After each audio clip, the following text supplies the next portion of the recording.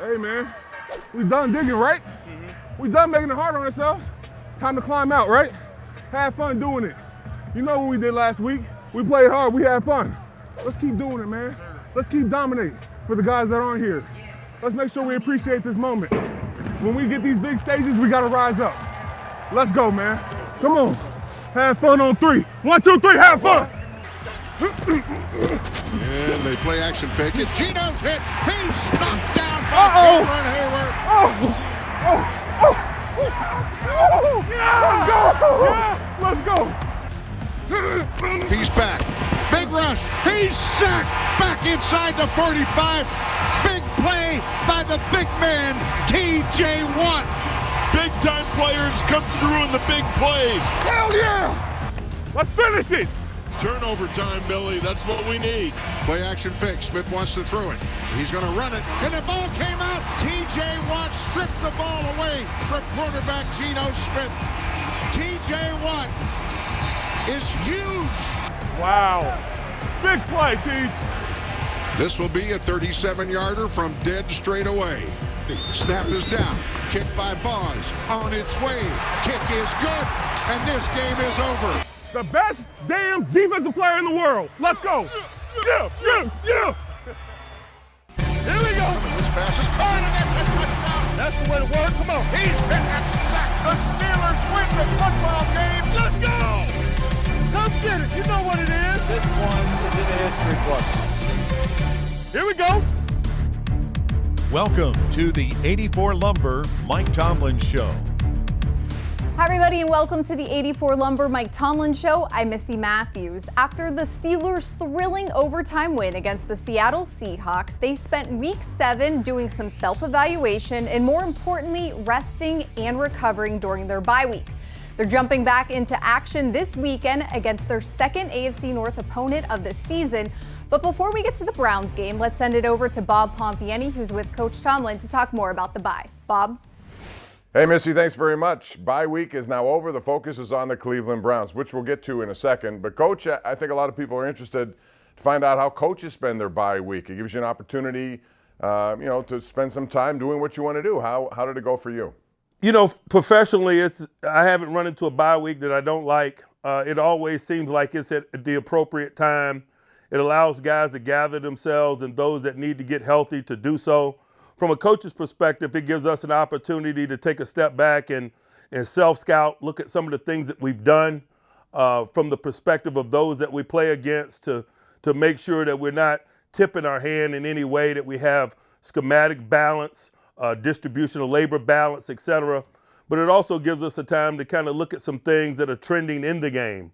I did quite a bit of that this week, looking at some things that are happening in all 3 phases of the game, things that are trending, things that could be a factor as we push into the second portion of the season. Yeah, you said last week you would challenge your coaching staff. What did you mean by that, and what did you see from that? Just in terms of the urgency of information gathering, to see what's going on in the game. If it affects us from a combat standpoint, how can we neutralize certain trends going on in the game, or how can we get on board with certain trends that are going on within the framework of what it is that we do? It's an opportunity for players to collect themselves and get healthy and rest their bodies and so forth.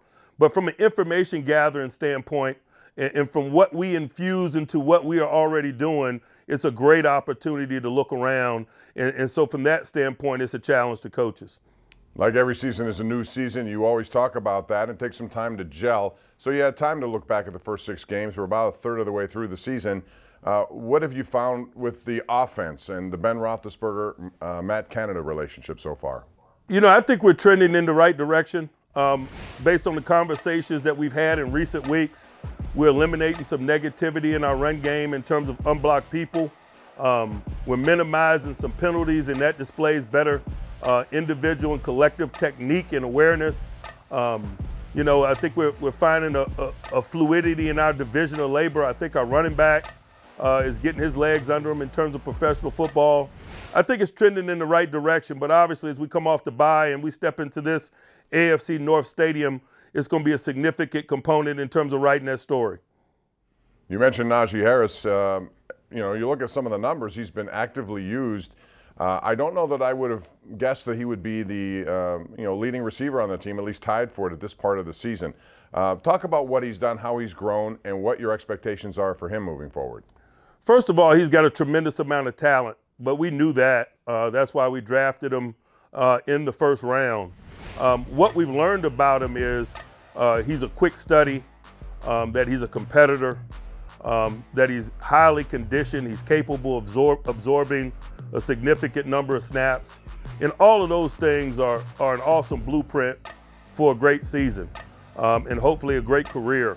The process has been just him getting familiar with some of the nuances of the professional game, how the game differs from college football, and how the challenges are going to be different for him, someone that runs the ball. Yeah, a lot of people, when they run the ball, obviously need a sort of the jumper cables. I look at offensive linemen that way, and then it's up to the the running back to take advantage of that. You had a chance to assess now your offensive line. It's young, it's getting better, it appears. What are your thoughts about them as they move forward? Much like the runner, I think we're getting a lot of guys that are getting acclimated, particularly those that are new. KG is a rookie. Dan Moore is a rookie. They're growing by leaps and bounds every week.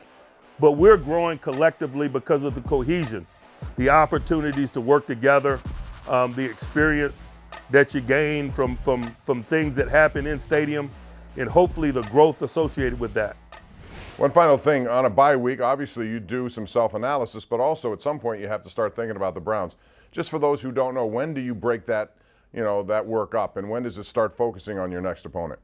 To me, I do a little bit every day in all areas. It's not like I set the Browns off to the side last week toward the latter part of the week. It's really quite the opposite. I spent portions of my day looking at the Browns. I spent portions of my day self-scouting or looking at us.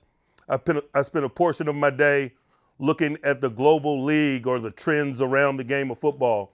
And so each and every day of the bye week, at least for me, has that structure to it where I work on a little bit of all the things that are important moving forward. Well, the work has been done. It's now Cleveland-Pittsburgh, a rematch of something that happened last year, and I'm sure the Steelers are anxious to try to change the outcome of what happened last year. We'll talk about the Browns, who are 4-3 right now. They have some injury problems as well. That's when we come back with head coach Mike Tomlin. Missy, back over to you. Thanks, Bob. And when you talk about the Browns, you have to mention their run game. So far this season, they've run the ball 227 times, so it's probably no surprise that they lead the NFL in average time of possession per game. We're going to take a quick break, but still to come later in our show, Merril Hoge is back in his Factor Back studio dissecting some of the ways the Steelers can slow down the Browns.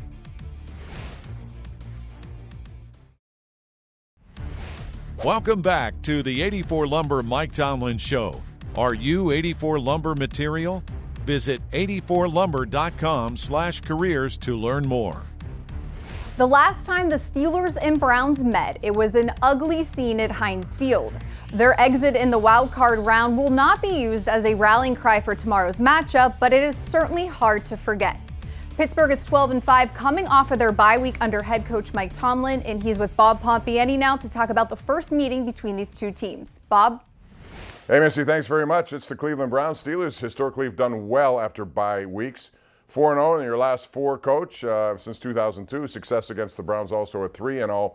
I want to talk about their run game because last week they were without two of their best runners, including Chubb and Hunt, and here they are running the ball with Dearness Johnson at 146, but their zone blocking seems to be problematic for a lot of teams. How do you break down their run game? First and foremost, they got a quality veteran offensive line. Guys like Batonio and Conklin, man, have been in this thing and were highly valued guys that they picked up in free agency. Couple that with some top-flight draft picks like their left tackle, they've got the makings of a quality group. Bill Callahan, their offensive line and run game coordinator, is one of the most seasoned and experienced line guys and run game guys in the game. He's got a shared experience and background with Kevin Stefanski, and I think that all of the things that we just discussed provide the platform for a quality run game. And so you just plug in the back, whether it's Chubb, whether it's Hunt or the guy that ran last week. They got quality schematics, they got quality people up front. They got continuity among the coaching staffs, in terms of decision making relative to the run game. Baker Mayfield has been banged up. Looks like he's going to try to give it a go here. What are the challenges with Baker Mayfield, especially in his current situation with the injury? I imagine it's difficult to play through, but if you're going to do it, it also limits maybe what he can do. I don't know the nature of the injury and how it's going to limit him. I know that being the competitor that he is, it's a challenge for us. His ability to extend plays, his ability to escape, it has been a challenge for us in recent years. And so, we're preparing for those components of it. We got to work to minimize him in conjunction with the running game and how they so fluidly coordinate the run and the run action element of their attack is difficult to deal with. I think this time is going to provide clarity in regards to the significance and the impact of his injury. You know full well how good they are up front. Myles Garrett and what he's been able to do. They bring in Jadeveon Clowney. It's a multi-pronged problem if you're looking at their defense. So how schematically do you try to, make your way down the field with those guys coming at you? Hey, let's not make it a gang, man. It is one guy, and that's Myles Garrett. No disrespect to those other guys, Clowney and so forth. Myles Garrett is a Defensive Player of the Year type candidate every year. He has freakish athletic talent and quality play to go along with it. He's a game wrecker. You better be cognizant of where he is at all times. They do a really good job of moving him around. I was just looking at the Bears game this morning, man. Right tackle, right guard, left tackle all had to block him within about a 4 or 5 play sequence. And so they do some challenging things that way. But we've been in the stadium against him before. Us collectively and understanding his impact and the challenges associated with it, and us individually for those that have to block him. Obviously, the left tackle, Dan Moore, being a rookie, he's going to be new to that challenge, and I'd imagine that he's probably going to see some snaps of Myles, but that's how you ride a bike, man. You get on it and ride. We got a lot of respect for him and them, and we're excited about facing the challenges that he and they present this week. The one thing that their defense has allowed, it seems, is plays in the middle of the field. It's an area where you guys necessarily have not put a lot of emphasis, but do you this week with a guy like Freiermuth or any of your wide receivers who are physical enough to go in the middle of the field? I think usually that has something to do with schematics and what the defense gives you, and we're not opposed to it, no doubt. I know one thing, we're going to have to operate and get some chunk plays. Chunks eliminate a lot of execution. They're good enough on defense where you just can't put together 10 and 12 play drives consistently. We're going to need some chunk plays, and obviously down the middle of the field is an avenue in which to do it. All right, it's Pittsburgh, it's Cleveland. It's a motivation game for the Steelers, I'm sure, after what happened last year. You'll see that game on KDK. When we come back, we'll get Coach Tomlin's keys to the game. Right now, let's send it back over to Missy. Thanks, guys. Whether it's the players who experienced that wild card loss or for Joe Hayden and Joe Schobert who are going against the team that drafted them, there's certainly no lack of motivation for tomorrow's game, including getting above 500. Coming up next, Merril Hoge opens up his playbook to show us some different ways the Steelers can attack the Browns. Stay with us.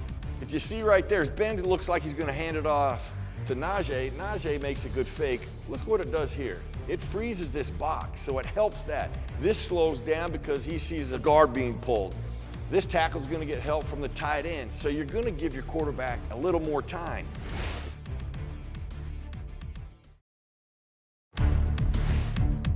Welcome back to the 84 Lumber Mike Tomlin Show. The Steelers may have the better overall record in the longtime series between Pittsburgh and Cleveland, but it's the Browns who come into this Week 8 matchup with more wins this season. Merril Hoge is back in his Factor-Back studio to show us some concepts he would use against the Browns in this week's playbook. We're going to look at the entire matchup of this week's game against the Cleveland Browns, both sides of the ball. But we're going to start first with the Steeler defense, Brown offense. Few guarantees in life. Death, taxes, we all know that. Also one more, the Browns are going to run the football. The Steelers are going to have to handle their outside zone and their power O/pop, whatever you want to call it. But let me show you what a power O pop is and how you must go about defending it. First of all, here's what makes it a power O. It's kind of the blocking. This tackle's going to kick out here, tight end will kick out here. They actually pull his guard and they bring him into the hole. Your fullback/tight end, he's leading up in there. And then the runner, he's downhill. A lot of bodies, it's a power run. And as a defense, you have to control three things: line of scrimmage, point of attack, and contain. You got to do all three things. Well, let's watch what happens. The Chargers do a really good job in two areas. Ball carrier has the ball. Line of scrimmage, pretty good. Point of attack, pretty good. Contain, here's a problem. Nobody's there. Well, good runners will find the vacated area. He does that. Now, being able to play the run is very important, but there are some things you can do against the run that can really disrupt the run. You can slant and blitz it. That's what the Steelers did here against the Raiders. They bring this two tight end formation over here. What the Steelers do, they bring Edmonds here, and instead of taking on these blockers, they slant across their faces. They get into the backfield. They disrupt the run by slanting, by blitzing. When you do that, you can blow up the run. From the end zone, you really get to see how hard it is on your offense. They motion the tight end across.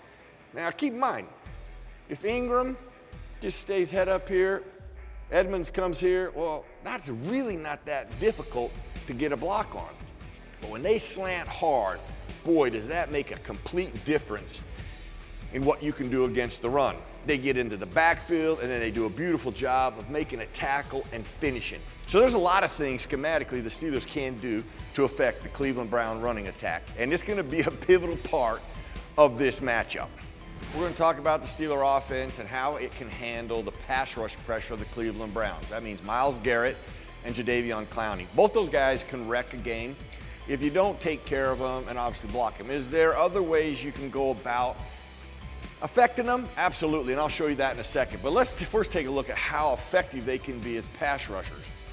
Both these guys off the edge, Garrett, Jadeveon Clowney. When you give them a short corner too, it's even more dangerous. Your quarterback has to get rid of the football. But they do a really good job on the back end here at the snap of the ball of covering people. You see everybody is covered, really nowhere to go with the football quickly. And look how quickly Garrett has already gotten off the ball. He's going to force a hold here. Jadeveon jumps a little bit. He's a little late, but he gets there as well. They can get into your quarterback's backfield and lap very quick if you don't get them blocked. Here's a great way to handle that. It's called run action, where they take the back, they're going to bring him down. This is going to look like a run. Now you got two tight ends here, and you have everybody coming off the ball. In fact, you have a guard pulling right here, and you're going to be able to occupy and help these pass rushers. You're going to get two people on, help the tackle. If you see right there, Ben looks like he's going to hand it off to Najee. Najee makes a good fake. Look what it does here. It freezes this box, so it helps that.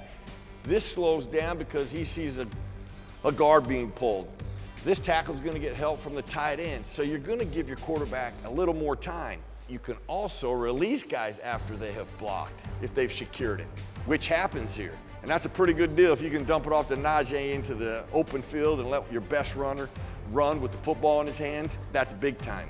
Getting guys on there and getting traffic there is going to be important to neutralize those guys. If they can neutralize those guys and give Ben time, they'll have opportunities down the field in this one. And you can head to the Steelers YouTube page to catch all of Merril's playbooks from this season. Well, the 140th meeting between Pittsburgh and Cleveland is taking place tomorrow at First Energy Stadium. Kickoff is set for 1 p.m. That means it's time now for our Keys to the Game, presented by your neighborhood Ford store. So let's check in one final time with Bob and Coach. Guys.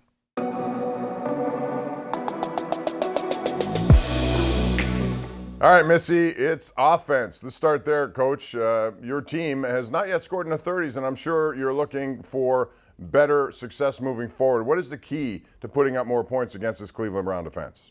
You know, to stay on schedule. You get behind the chains on this group, it creates a multitude of problems. Obviously, behind the chains makes it difficult to win possession downs, but more importantly than that, it creates an environment where splash happens for them. Guys like Myles Garrett and Clowney have an opportunity to do what they do, wreak havoc, and we can't allow that to happen. We need fluidity in our offense, and in order to do that, we got to stay on schedule. We got to minimize turnovers. Part of minimizing turnovers is just that, staying on schedule. And so we can't shoot ourselves in the foot, man. We got to play penalty-free football. We got to have efficient, productive plays, and that'll allow us to matriculate the ball and hopefully ring the scoreboard up in the fashion that's needed to win. And defensively, the Browns are going to put that run-first mentality out there. Do you like your defense in that sort of situation where they're coming after people and it's kind of a man-on-man meeting at the line of scrimmage?